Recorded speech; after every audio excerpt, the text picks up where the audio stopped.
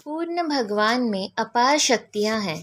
कृष्ण किस प्रकार अपनी विभिन्न शक्तियों द्वारा कार्यशील है, इसकी भी व्याख्या भगवद गीता में हुई है।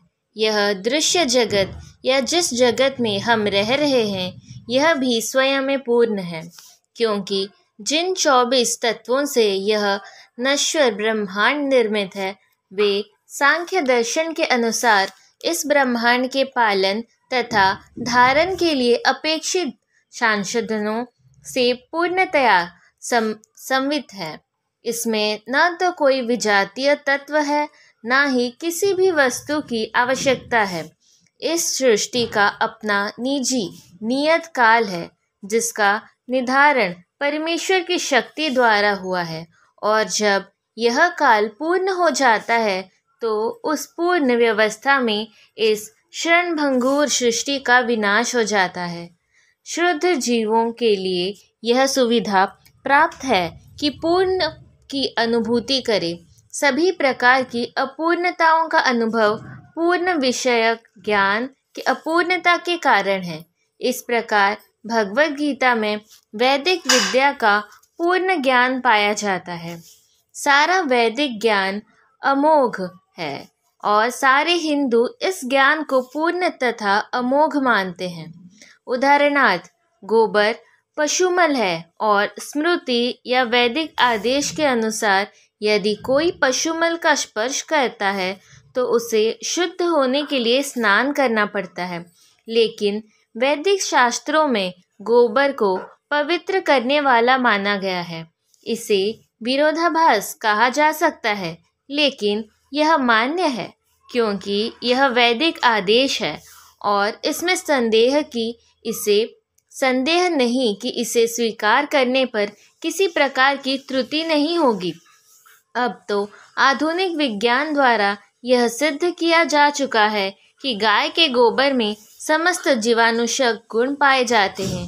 अतएव वैदिक ज्ञान पूर्ण है, क्योंकि यह समस्त जीवाणुशक गुण समस्त संशयों एवं त्रुटियों से परे है और भगवद गीता समस्त वैदिक ज्ञान का सार है। वैदिक ज्ञान शोध का विषय नहीं है। हमारा शोध कार्य अपूर्ण है, क्योंकि हम अपूर्ण इंद्रियों के द्वारा शोध करते हैं। हमें पहले से चले आ रहे पूर्ण ज्ञान को परंपरा द्वारा स्वीकार करना होता है। जैसा कि भगवद गीता में कहा गया है, हमें ज्ञान को उपयुक्त स्रोत से, परंपरा से ग्रहण करना होता है, जो परम गुरु साक्षात भगवान से प्रारंभ होती है और शिष्यों गुरुओं की यह परंपरा आगे बढ़ती जाती है।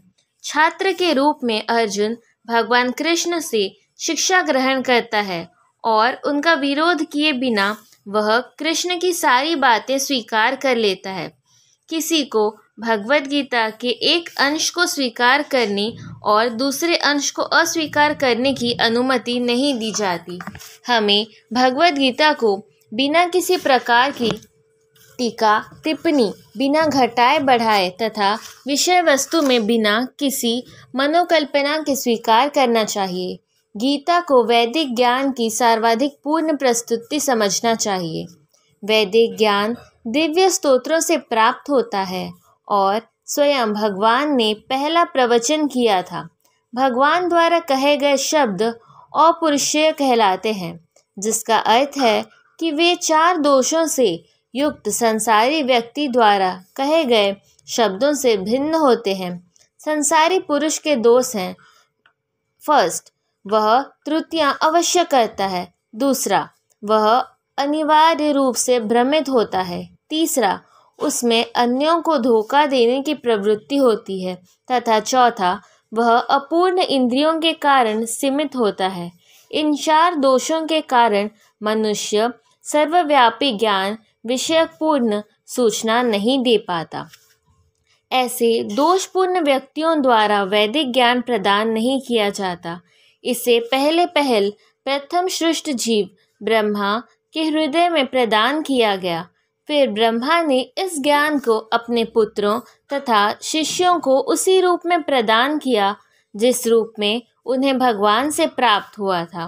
भगवान पूर्ण है और उनका प्रकृति के नियमों के वशीभूत होने का प्रश्न ही नहीं उठता। अतएव मनुष्य में इतना समझने की बुद्धि तो होनी ही चाहिए कि भगवान ही इस ब्रह्मांड की सारी वस्तुओं के एकमात्र स्वामी हैं। वे ही आदि सृष्टा तथा ब्रह्मा के भी सृजनकर्ता हैं। 11वें अध्याय में भगवान को प्रपितामह के रूप में संबोधित किया गया है, क्योंकि ब्रह्मा को पितामह कहकर संबोधित किया गया है और वे तो इन पितामह के भी सृष्टा हैं। अतएव किसी को अपने आप को किसी भी वस्तु का स्वामी नहीं मानना चाहिए। उसे केवल उन्हीं वस्तुओं को अपना मानना चाहिए जो उसके पोषण के लिए भगवान ने अलग कर दिए हैं। पूर्ण भगवान